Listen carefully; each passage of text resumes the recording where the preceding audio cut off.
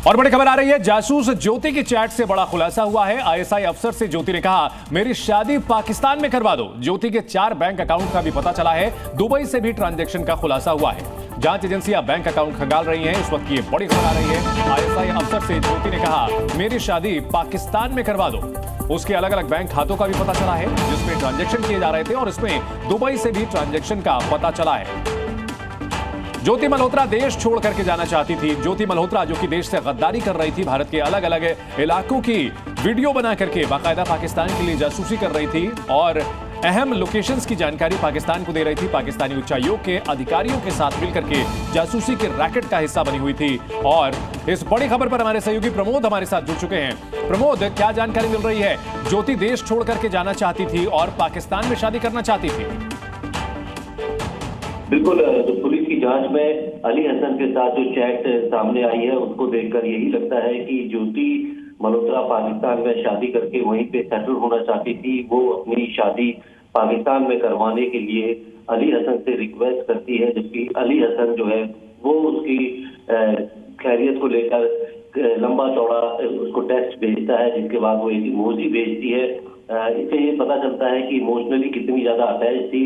चूंकि दानिश के साथ की काफी चैट जो है वो ज्योति ने डिलीट कर दी है, उसे रिट्रीव किया जा रहा है।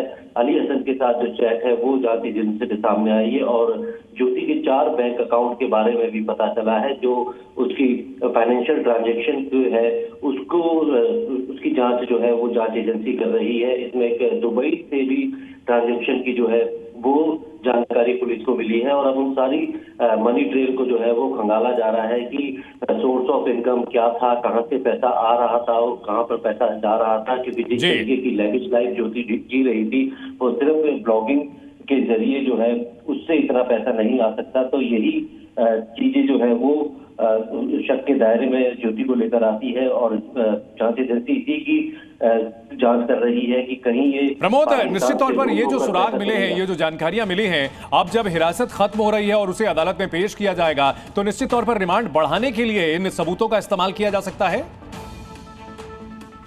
बिल्कुल, क्योंकि जांच एजेंसी 14 दिन की रिमांड। ठीक है प्रमोद, इस पर हम आपसे अपडेट लेंगे। बड़ी खबर बता दें, ज्योति के जासूसी वीडियो डिकोड किए गए हैं। बड़ी खबर आ रही है जी न्यूज पर।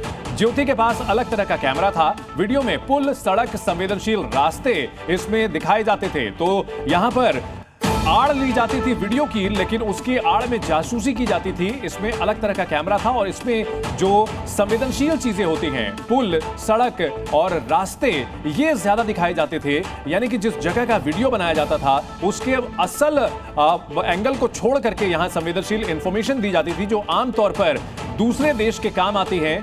अहम रास्तों का इस्तेमाल किया जाता था, अहम रास्तों की जानकारी दी जाती थी, बॉर्डर के एरियाज को टारगेट किया जाता था और ऐसे में एक एक करके कई बड़े खुलासे हो रहे हैं। और ज्योति मल्होत्रा किस तरह से इस पूरे रैकेट का हिस्सा बनी हुई थी और क्या क्या जानकारियां पहुंचा रही थी, ये सब कुछ भी जानकारियां सामने आ रही हैं। जी न्यूज पर बहुत बड़ा खुलासा, ज्योति के पास जो कैमरा था वो बेहद खास तरीके का कैमरा था और इसमें जो रिकॉर्डिंग की जाती थी इसमें पुल, सड़कों और संवेदनशील रास्तों की इंफॉर्मेशन ज्यादा दिखाई जाती थी। तो टूरिस्ट डेस्टिनेशन, धार्मिक स्थल और बॉर्डर से जुड़े हुए इलाके, जो कि इंफॉर्मेशन अगर दुश्मन देश के हाथ लग जाए तो उसका इस्तेमाल किया जा सकता है भारत के खिलाफ। और एक और बड़ी खबर आ रही है, पाकिस्तानी हाई कमीशन में तैनात दानिश को लेकर नया खुलासा हुआ, जिसके मुताबिक दानिश आईएसआई एजेंट्स के इशारे पर शहजाद और उसके साथियों को वीजा दिलाने में मदद करता था। सूत्रों के मुताबिक एटीएस को शक है कि पाकिस्तानी एजेंट से मिलने वाली रकम को भारत में जासूसी करने वाले लोगों को मुहैया कराने के साथ अलगाववादी गतिविधियों में इस्तेमाल किया जाता था। दानिश एजेंट से गोपनीय सूचना इकट्ठा करता और आईएसआई को भेजता था। इसके अलावा दानिश ने रामपुर के कुछ युवाओं को तस्करी के काम में अपने साथ जोड़ा और उनका वीजा आईएसआई एजेंट्स की मदद से हासिल कराया था। तो ज्योति मल्होत्रा जिस रैकेट का हिस्सा थी, उसी रैकेट में और भी कौन कौन लोग शामिल थे उनका खुलासा हो रहा है। शहजाद नाम का युवक सामने आया है, उसकी जानकारी मिली है और उसके अलावा रामपुर के कई युवक थे जिन्हें इस रैकेट से जोड़ा गया था। तस्करी के लिए उसका इस्तेमाल किया जाता था। एक और बड़ी खबर आ रही है, आईएसआई एजेंट्स के इशारे पर दानिश काम करता था। आईएसआई एजेंट्स के इशारे पर पाकिस्तान से मिले हुए पैसों को जासूसी गतिविधियों में इस्तेमाल करता था। दानिश आईएसआई को गोपनीय इंफॉर्मेशन देता था और दानिश ने रामपुर के युवाओं को भी अपने साथ जोड़ा था। इनसे वो तस्करी भी करवाया करता था।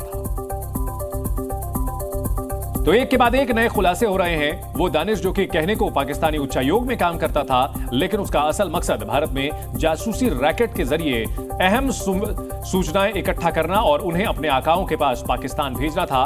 और इसमें ज्योति मल्होत्रा उसका एक अहम मोहरा थी। साथ ही साथ कई और युवक थे जिन्हें पैसों का लालच देकर के वो जासूसी करवाया करता था।